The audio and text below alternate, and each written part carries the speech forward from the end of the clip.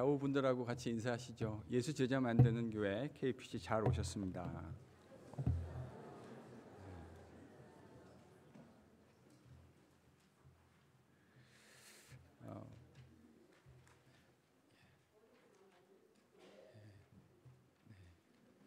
인사하실 때까지 기다리겠습니다. 스프링 브레이크라 출타하신 특별히 이제 아이가 어린 성도들이 많이 계신 것 같아요. 아마도 호텔에서 또 그 지역에서 줌을 통해서 또 줌이 아니라 유튜브를 통해서 예배에 참여하고 계실 텐데 우리 모두에게 하나님이 하시는 말씀들이 잘 박힌 목과 같이 우리의 심령에 박힐 수 있기를 축원합니다.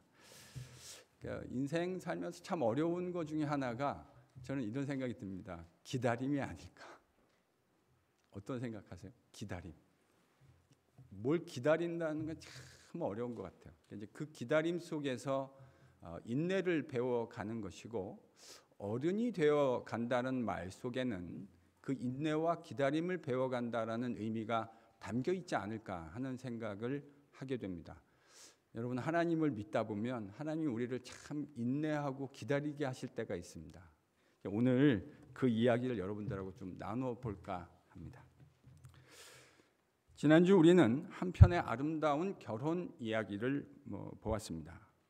종의 헌신적인 순종이 있었고 그 뒤에 한 번도 이름이 등장하지는 않으셨지만 하나님께서 간섭하심을 통해 불가능해 보였던 결혼이 성사되었습니다. 오늘 본문은 그런 이삭이 40세에 리브가를 아내로 삼았다고 기록하고 있습니다. 그런데 21절에 보면 다소 뜻밖의 이야기가 등장합니다. 21절에 어떤 이야기가 등장하는지 함께 읽겠습니다. 같이 읽죠. 시작.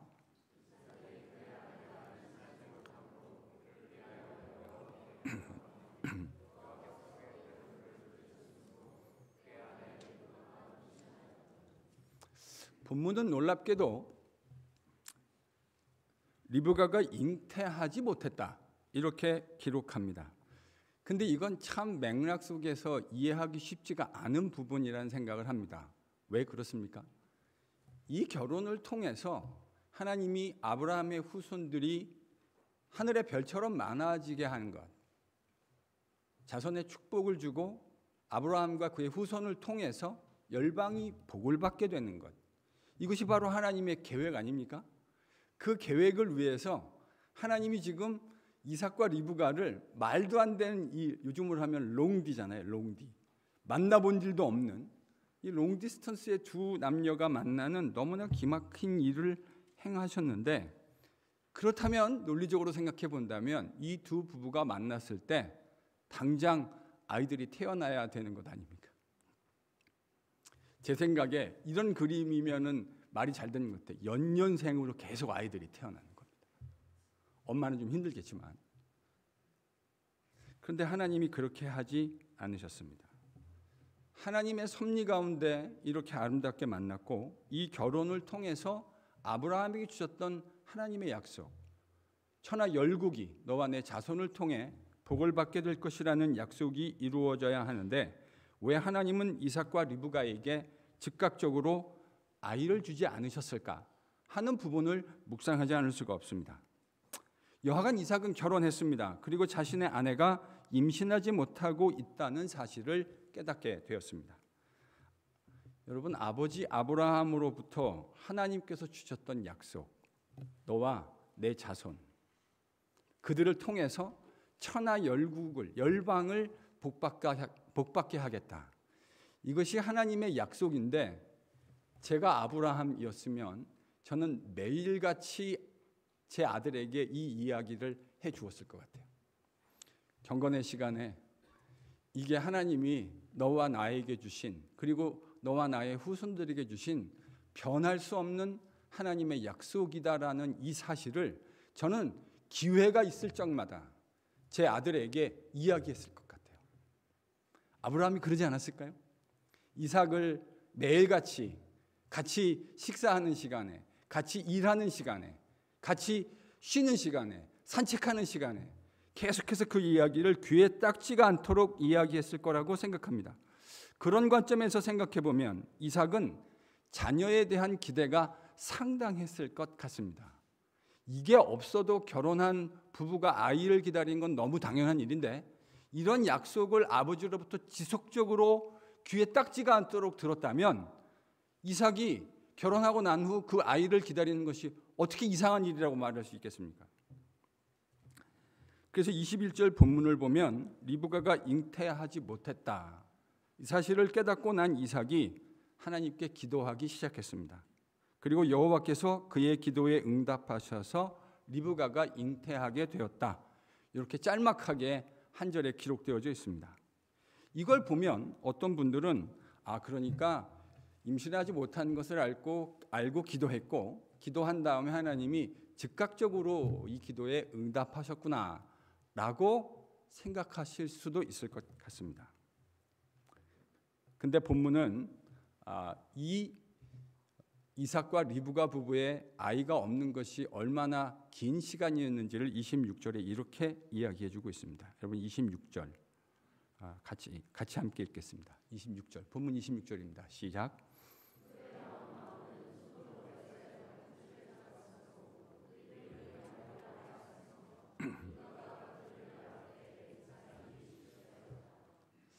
결혼을 몇 살 때 했다고 그랬죠?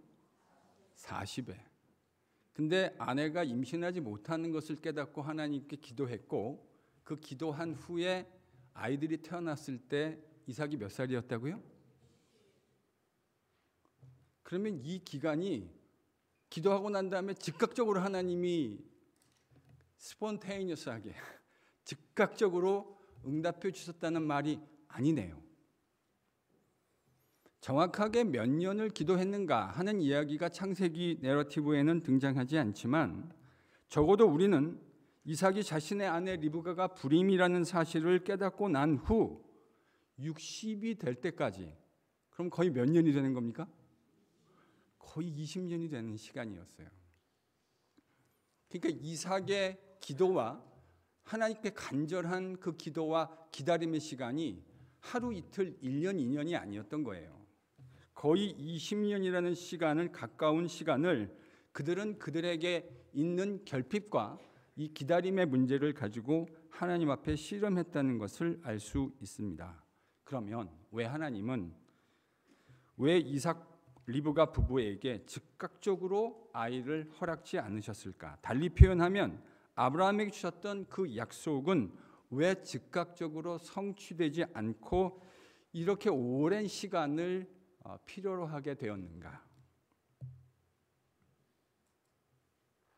그건 약속의 성취가 얼마나 빨리 되어야 하느냐보다 이삭이 배워야 할 더 중요한 가치가 있었기 때문입니다. 뭐가 있었다고요? 더 중요한 가치. 이 약속이 얼마나 빨리 이루어져야 되느냐라고 하는 이 문제보다 훨씬 더 중요한 무거운 가치가 있었기 때문입니다. 여러분 질문을 이렇게 바꾸어 보면 오늘 본문에는 이 이유를 구체적으로 설명해 주지는 않아요. 근데 성경은 때때로 우리가 알아야 하는 것들을 다 직접적으로 설명해 주지 않고 우리로 하여금 마치 보석을 찾아가듯이 존귀한 그 보석을 막 찾아가듯이 우리로 하여금 찾아가게 만드는 경우가 많아요. 질문을 이렇게 한번 바꿔보십시오. 이 약속이 이루어지는 20년의 과정에서 이삭과 리브가가 무엇을 배우게 되었을까? 하나님의 약속은 주어져 있습니다. 그런데 그 약속이 이루어지는 과정에서 거의 20년이라는 시간이거든요. 이 20년이라는 시간 동안에 이삭과 리브가는 도대체 하나님으로부터 무엇을 배우게 되었을까? 먼저 리브가의 오랜 불임 속에는 저는 하나님의 분명한 메시지가 있다고 생각합니다. 뭐가 있다고요? 메시지. 하나님이 이삭과 리브가 부부에게 뿐만 아니라 심지어는 하나님만을 예배하는 교회 공동체인 우리에게 아주 분명한 메시지를 주고 있다고 생각해요. 여러분 생각해 보세요. 지금 하나님이 하시는 일은 이삭에게만 그러셨던 게 아니고요. 사실 잘 생각해 보면 이 일은 이미 아브라함에게도 하나님이 하셨던 일입니다. 아브라함은 하나님의 약속을 받고 약속의 아들 이삭이 태어나기까지 몇 년을 기다려야 됐죠? 25년이요. 75세의 약속을 받고요. 100세의 아들이 태어날 때까지 25년이라는 시간을 하나님의 약속을 붙들고 기다려야 했습니다. 이삭은 하나님의 약속을 받아들고 몇 년을 지금 기다려야 된 거죠? 20년. 아버지보다는 조금 짧아졌는데 20년이라는 시간을 기다려야 했습니다. 저는 이 기간, 기다림의 시간 동안 아브라함과 이삭이 무엇을 배우게 되었을까라는 질문을 던지면서 아브라함에 적용되었던 똑같은 원리를 하나님은 이삭이 배우기를 원하셨을 것이라고 생각합니다. 여러분, 아브라함이 25년 동안 아들이 없는 이 약속을 받들고 그것이 이루어지는 기간 동안 아브라함 뭘 배우게 되었던 것이죠? 하나님만을 예배하는 새로운 백성.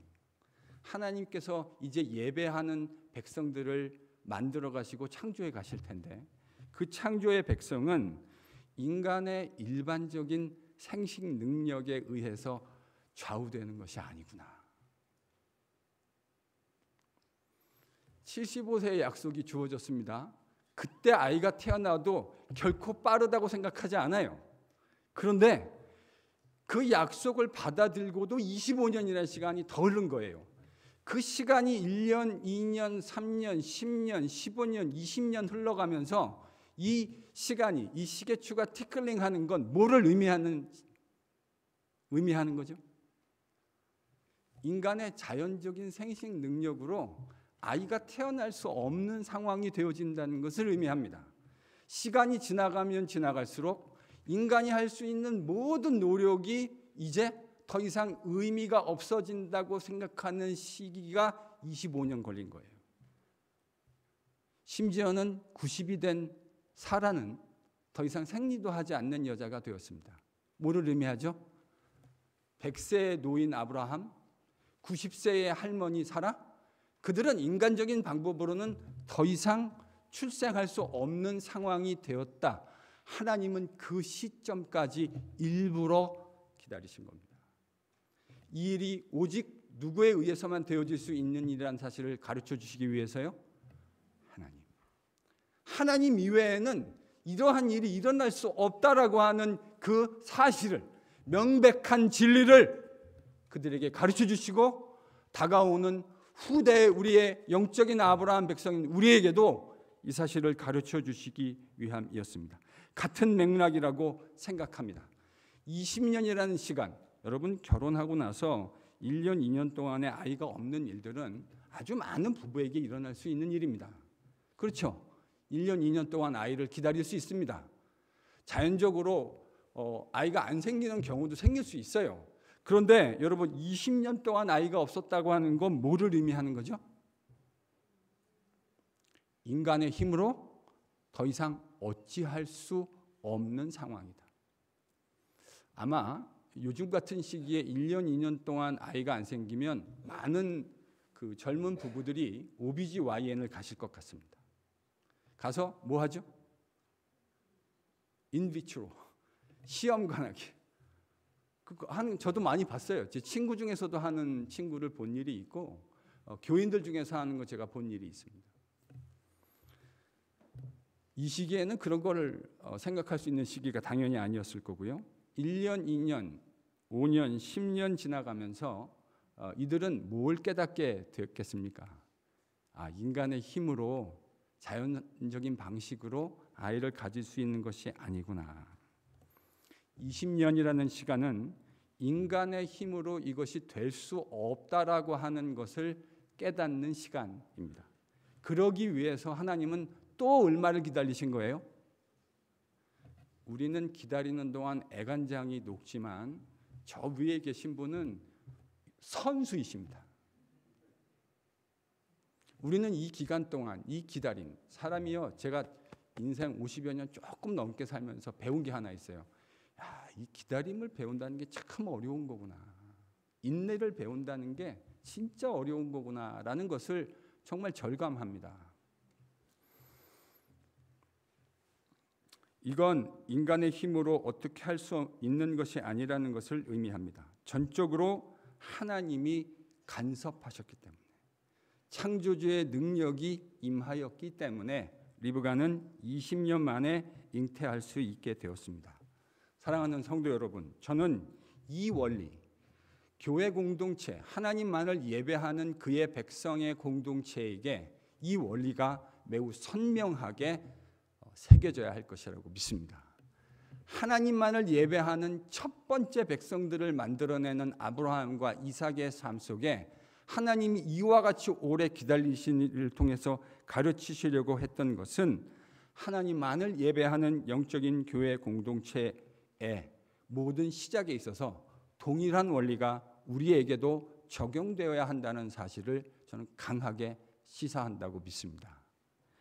교회 공동체의 시작에서부터 하나님 아버지의 섭리와 그 아버지의 뜻을 깨닫고 하나님의 앞에서 십자가 앞에 순종하신 우리 예수 그리스도, 주님 예수 그리스도의 순종, 이 사실을 지금도 오고 가는 세대에 깨닫게 하시는 성령 하나님의 능력과 사역 없이 존재할 수 없는 것이 바로 교회 공동체입니다.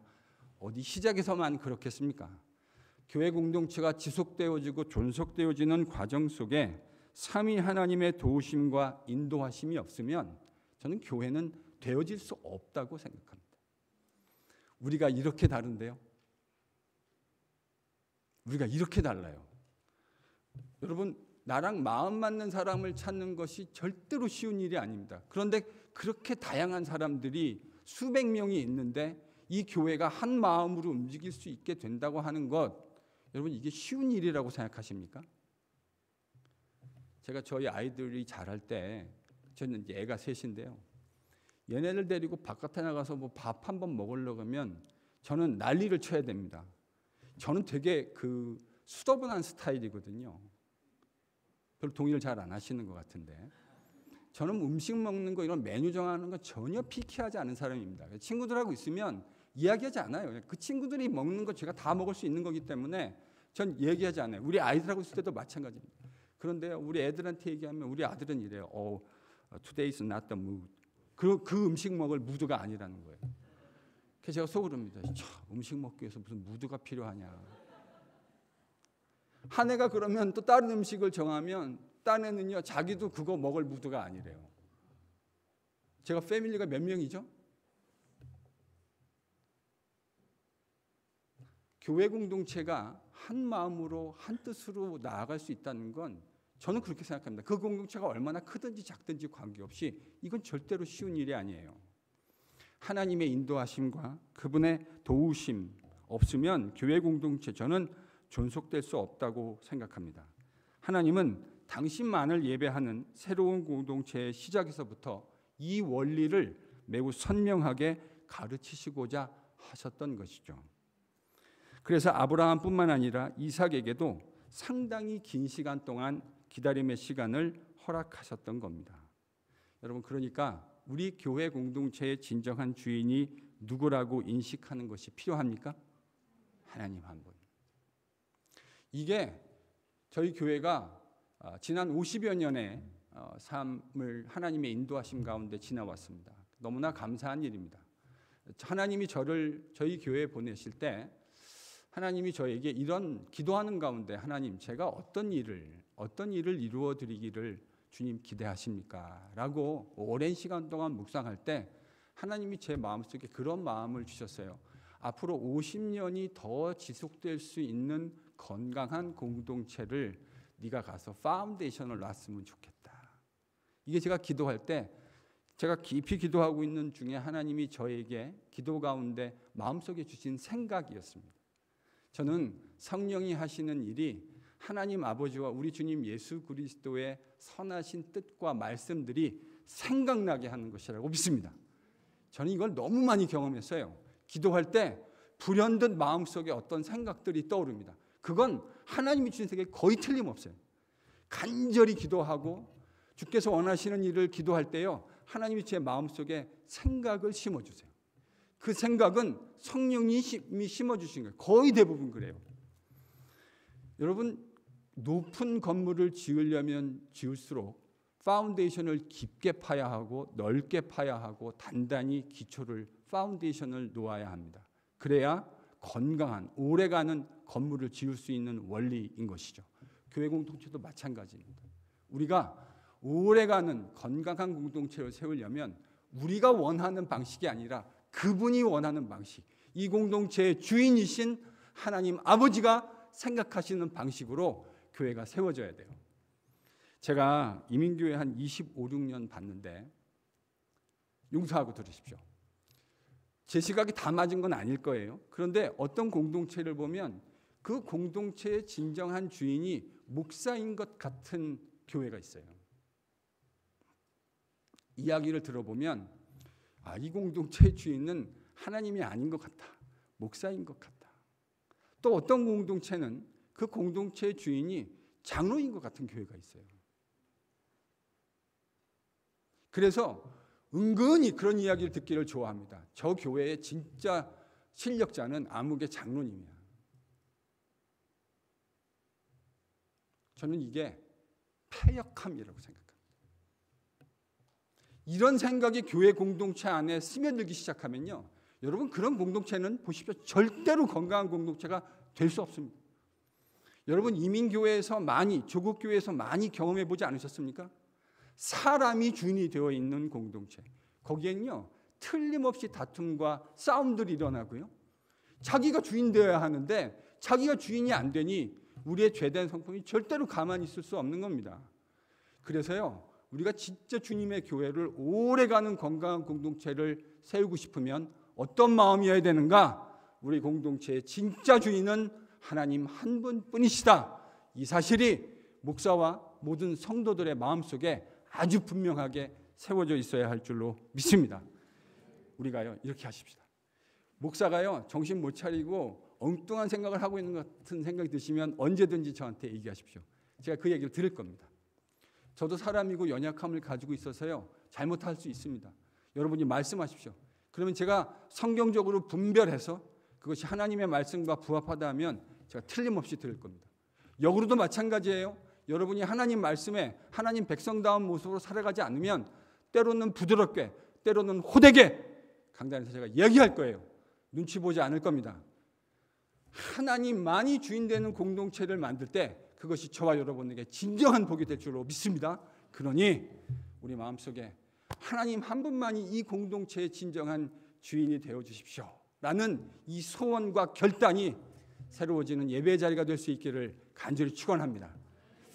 하나님이 이삭과 리브가에게 아이를 빨리 주시지 않았던 것, 이것은 교회 공동체의 진정한 주인이 하나님 한 분뿐이시라는 이 명백한 진리를 가르치시려는 하나님의 분명한 메시지라고 생각합니다. 또한 이것은 하나님이 이삭과 함께 교제하며 하나님만을 섬기고 예배하는 백성을 창조해 내시려는 하나님의 조치이기도 합니다. 뭐라고요? 무슨 조치요? 하나님만을 예배하는 백성을 만들어 내시려는 하나님의 조치. 여러분, 하나님만을 예배하기 위해서는 반드시 전제되어야 될 것이 하나 있습니다. 그게 뭐냐면 자신의 부족함과 연약함을 인정하는 것입니다. 옆에 분에게 한번 격려해 주세요. 당신의 부족함과 연약함을 인정하는 겁니다.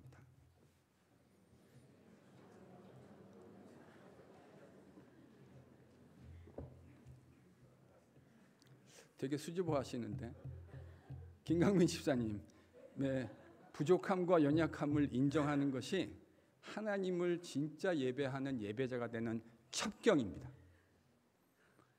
이럴 땐 아멘 하셔도 됩니다. 네.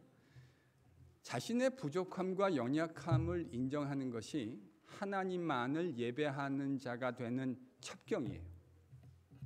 제가 이걸 하나님을 섬기면서 깨달았어요.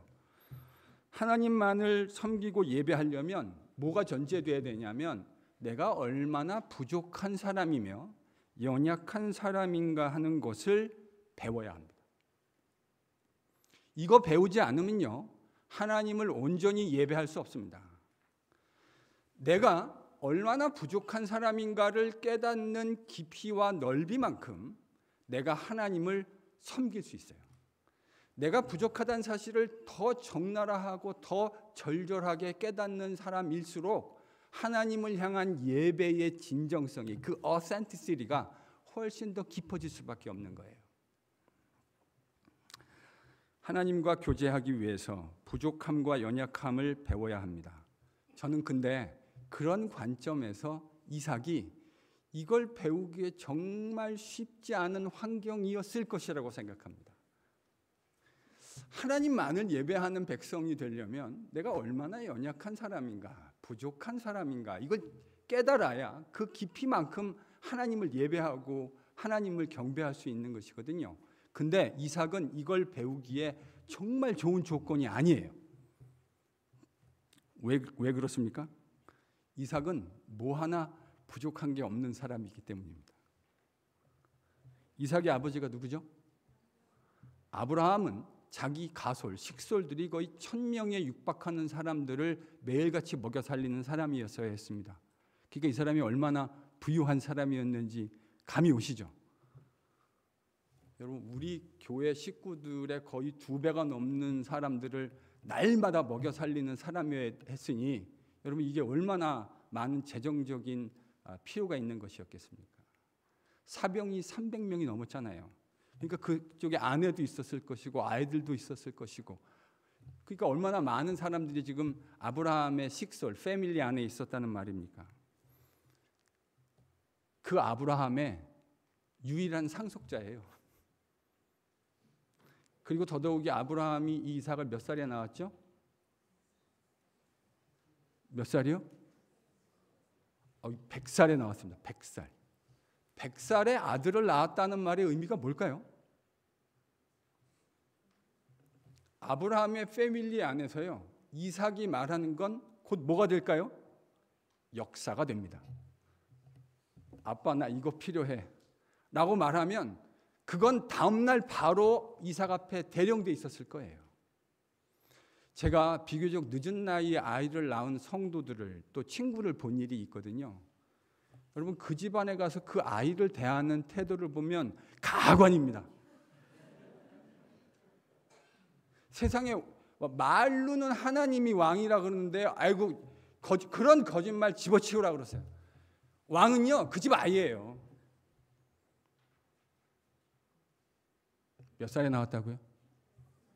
100살.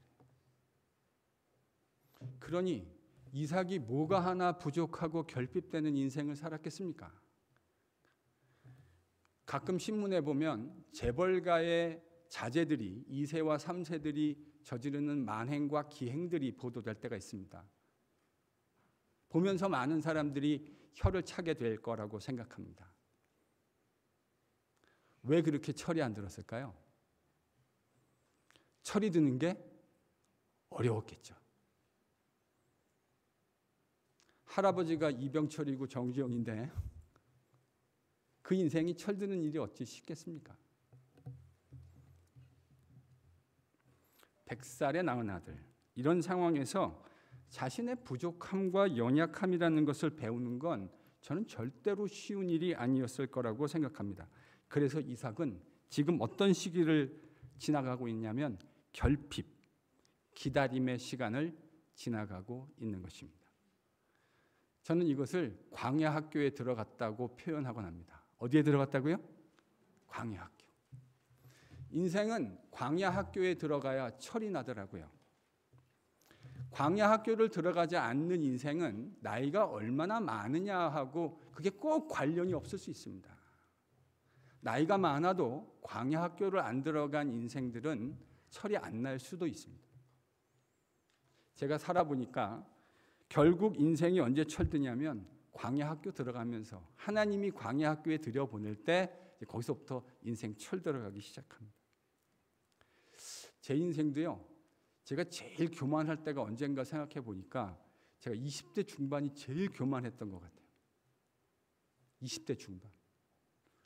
제가 늘 이런 말을 앞으로 대놓고 사람 앞에서 하진 않았지만 제 마음속에 어떤 어드바이스를 듣거나 그럴 때 속으로 이렇게 생각했던 것 같아요. 그런 얘기 안 해주셔도 됩니다. 제가 제 인생 가늠하면서 살아갈 수 있을 만큼 충분히 판단력 있고 똑똑하다고 20대 중반에 생각했었어요. 지금 제가 그 옛날의 생각들을 하면요, 여러분 옛날 일기장이나 어떤 편지나 이런 걸 볼 때 그 나의 생각들이 그 풋내기 시절에 그 풋익었던 제대로 성숙되지 못했던 시절의 생각의 단편들을 만나게 될 때가 있죠. 그때 어떤 생각이 드세요? 저는 손과 발이 오그라듭니다. 손과 발이 오그라들어요. 도대체 뭘 믿고 이렇게 용감하고 이런 말도 안 되는 정말 풋익은 생각들을 할 수 있었을까? 이 결핍의 시간들을 지나가고요, 기다림의 시간을 지나가는 것, 우리에게 꼭 저는 필요한 시간이라고 생각합니다. 이 결핍의 시기가 이삭의 영성을 더욱 새롭게 하고 가다듬게 하는 절대적 시간이 되었으리라 생각해요. 지금 이 결핍의 시기에 증거가 있나요? 이삭이 뭘 배우게 되죠? 이 결핍의 시기에 이삭이 뭘 배우게 됩니까? 기도를 배웁니다. 21절 다시 한번 읽어볼까요?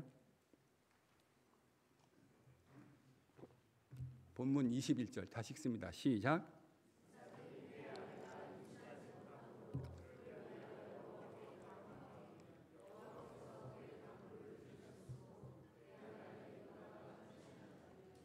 자, 이 결핍의 시기, 하나님의 약속이 이루어지지 않고 기다려야 하는 시간들을 지나가면서 이삭이 뭘 배웠죠? 기도를 배웁니다. 이 말은 이전에 이삭이 기도를 하지 않았다는 말이 아니에요. 이삭은 이전에도 분명히 브엘라이로에서 묵상하며 기도하고 있었어요. 그런데요, 이 결핍과 기다림의 시간을 지나가면서 이 기도가 깊어지기 시작합니다. 하나님을 만나는 그 기도의 깊이가 물어있기 시작하는 거예요. 이 20년이라는 결핍과 기다림의 시간 동안 이삭과 리브가가 기도를 배우게 되는 것이죠. 그럼 기도가 무엇입니까? 이경택 목사의 정의는 이겁니다. 기도는 자아부정의 절대적 모습입니다. 기도가 뭐라고요? 자아부정의 절대적 모습. 내가 얼마나 부족하고 무능력하고 연약한 인간인가를 하나님 앞에서 전능자, 창조주, 상상이 되세요? 창조주가 가지고 있는 능력이 상상이 되세요? 말 한마디로 세상을 만들 수 있는, 말 한마디로 나 같은 연약한 인간을 세우실 수도 있고 쓰러뜨릴 수도 있는 그 전능한 하나님, 창조주 하나님. 건강해야 기껏해야 100년 겨우 사는 이 연약한 인간과는 비교할 수 없는 창조주 하나님. 여러분, 그 하나님을 만나는 시간이 기도의 시간입니다. 그 기도의 시간에 내가 얼마나 절대적으로 연약한 인간인가를 배우는 것이 기도에서 꼭 배워야 할 저는 내용이라고 생각합니다. 내가 어떤 사람인지를 고백하며 그분에게 전적으로 항복하고 의지하는 행위. 여러분, 이게 기도입니다. 저는 기도를 배운 것 같아요. 특별히 목사가 되고 이 기도를 더 깊이 배운 것 같아요. 그러면서 제가 이 기도, 골방에 들어가서 광야 학교에 들어가서 이 골방에서 배운 원리는 무엇이냐면 하나님께 빨리 항복하면 항복할수록 행복해진다는 겁니다. 뭐라고요? 항복하면 행복해진다. 목사하기 쉽지 않습니다. 이런 원리를 깨달아야 되지만 이걸 또 쉽게 가르쳐주기 위해서 라임까지 맞춰야 돼요. 항복하면 여러분, 저는 이걸 만들려고요 되게 나름대로 뭐 아무것도 아닌 것 같지만 들을 때는요, 이거를 만들어내는 건 또 쉬운 일은 아니에요. 사실은요. 그렇잖아요. 맞죠? 들을 때는 아무것도 아닌데 뭐 그게 대단해. 근데 그거를 만들어내는 건 창작은 다른 차원의 일이에요. 따라합니다. 항복하면 행복해집니다. 여러분, 기도에서 뭘 배우셔야 되는지 아세요? 항복하면 행복해진다는 원리를 배워야 합니다. 내가 하나님 앞에 빨리 항복하면 항복할수록 하나님 앞에서 훨씬 더 풍요로운 행복한 삶을 살게 되어진다. 옆에 분에게 권면입니다. 항복하면 행복하대요. 항복하면 행복해집니다. 여러분, 결핍과 기다림의 시간은 우리에게 백기를 받아내려는 하나님의 절대적인 시간들입니다. 우리 인생이 그렇게 겸손하지 않습니다. 우리가 우리를 그렇게 적나라하게 잘 보지 못해요. 저는 이 기도 시간에 저의 절대적 부족과 무능력을 하나님 앞에 고백하게 됩니다. 아마 제 기도의 거의 7할 이상은 저의 부족함을 하나님 앞에 아뢰는 내용일 겁니다. 하나님, 제가 저희 가정 하나 건사하는 것도 절대로 쉬운 일이 아닙니다. 그런데 하나님, 이 교회를 제가 어떻게 건사해 갈 수 있겠습니까? 하나님 도와주지 않으시면 저는 절대로 할 수 없습니다. 마치 어린 아이가 아버지를 절대적으로 의지하는 것처럼 그렇게 기도합니다. 저뿐만이 아니겠죠. 여러분도 마찬가지셔야 할 겁니다. 여러분의 인생에 하나님이 지도해주고 인도해 주시지 않으면 절대로 그렇게 살아갈 수 없다는 것을 고백해야 합니다.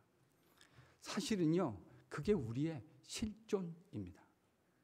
인간이 그렇게 연약한 존재인 거예요. 그런데 우리가 영적인 눈이 가리워져서 내가 얼마나 연약한 존재인지를 잘 못 보고 살아가요. 바로 그런 우리 있는 그대로의 모습을 보게 만들어주는 것이 결핍입니다. 하나님이요, 우리 인생에 수많은 결핍을 통해 찾아오십니다. 우리의 인생에 수많은 결핍과 기다림의 시간이 필요해야 되는 이유가 바로 여기에 있어요. 우리는 그 결핍과 기다림의 시간을 경험하고서야 비로소 내 자신이 얼마나 연약한 존재이며 무능한 존재인가를 보게 됩니다. 창조주의 눈으로 피조물을 바라보는 관점으로 우리를 보게 되는 거예요. 기도의 시간에 그걸 경험하는 거예요. 그 결핍을 경험하고 나서야 비로소 내 자신의 모습을 제대로 볼 수 있게 되죠. 험불하게 되는 겁니다. 지금 이삭이 그 결핍의 시간을 지나가고 있습니다.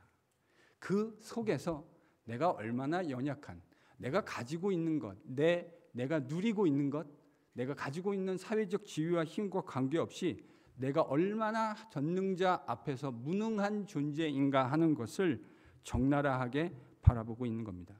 그리고 그 결핍과 기도의 과정과 기다림의 과정 속에서 자신의 무능함을 발견하며 동시에 그 속에 임재하고 계시는 전능하신 엘샤다이의 하나님, 그 하나님을 만나게 되는 거죠. 그래서 이 시기는 축복의 시기입니다. 여러분, 결핍과 기다림의 시간들 절대로 저주가 아닙니다. 결핍과 기다림의 시간은 축복입니다. 아멘. 이런 의미의 축복입니다. 제가 목사하면서 깨달은 게 있어요. 죄인들이 진짜 못하는 거. 여러분 뭐라고 생각하세요? 죄인들이 진짜 못하는 게 뭐라고 생각하세요?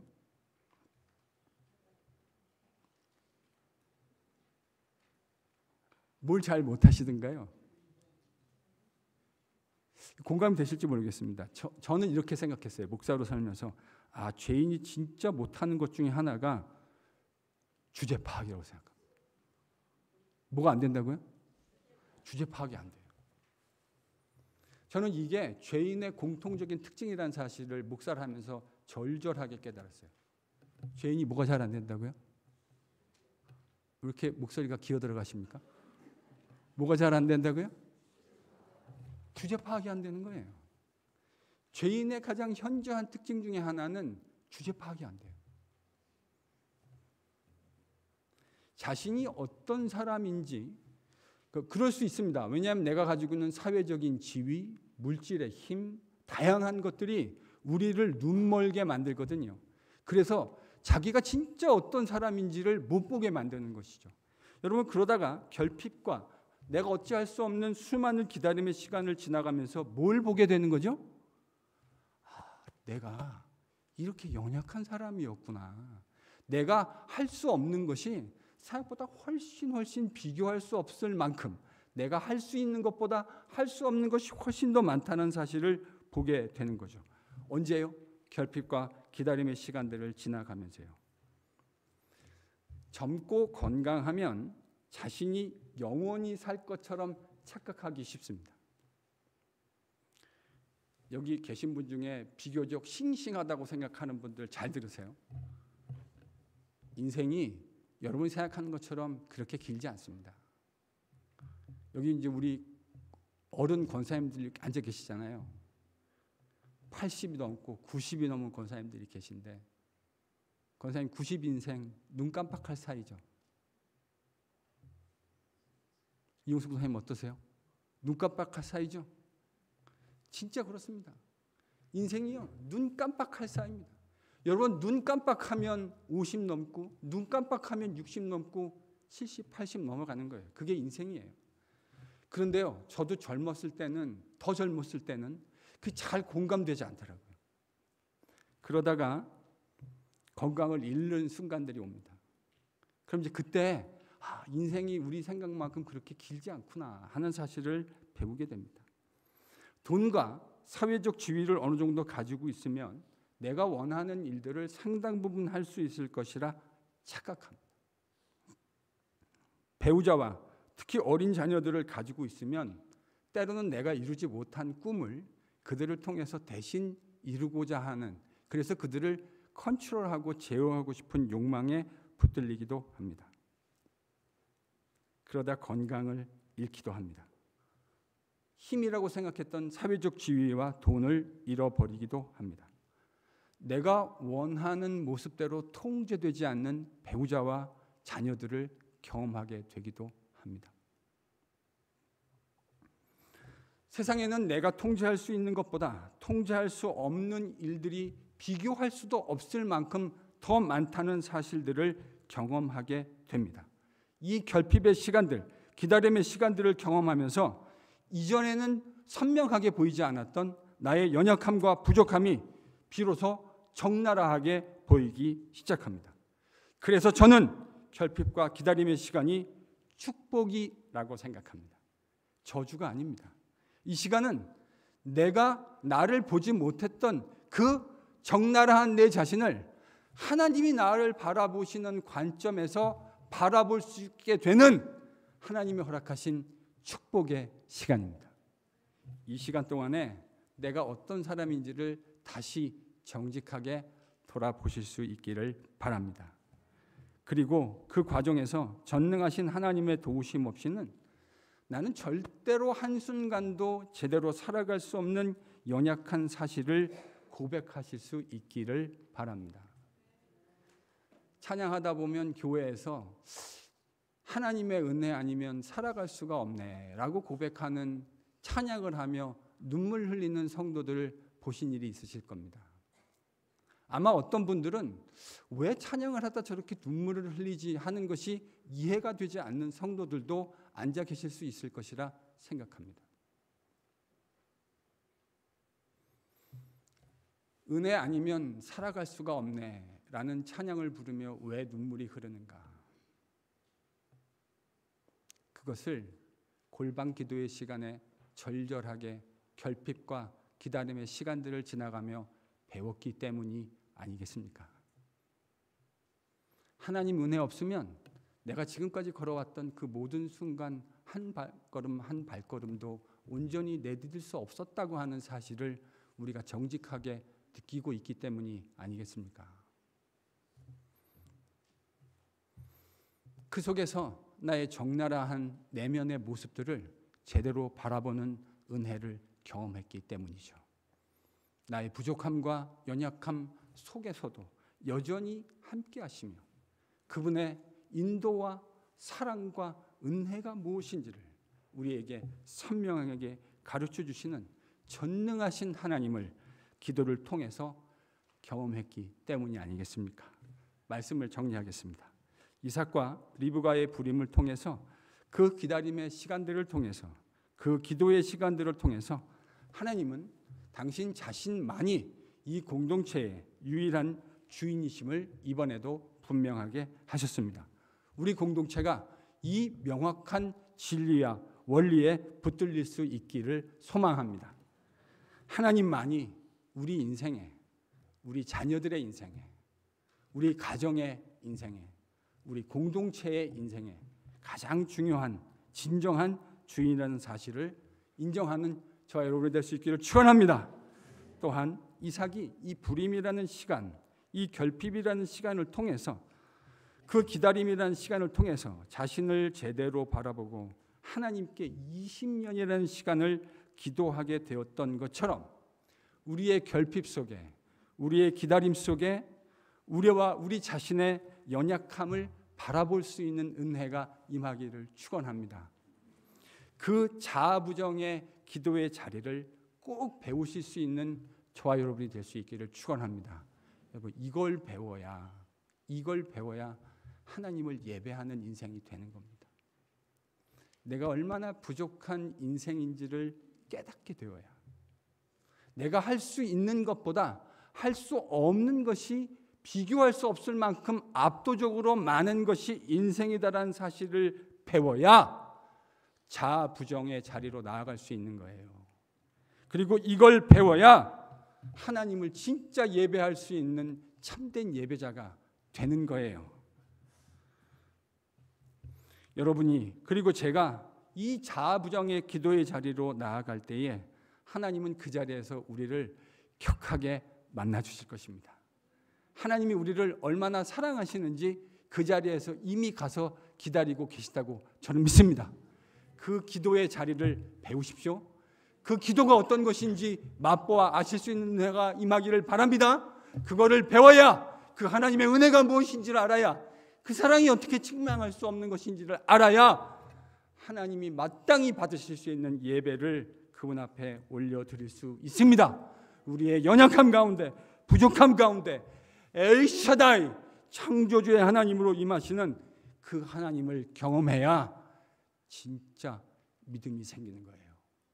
그걸 경험해야 그 하나님을 사랑하게 되고 그 하나님을 예배할 수 있게 되는 것입니다.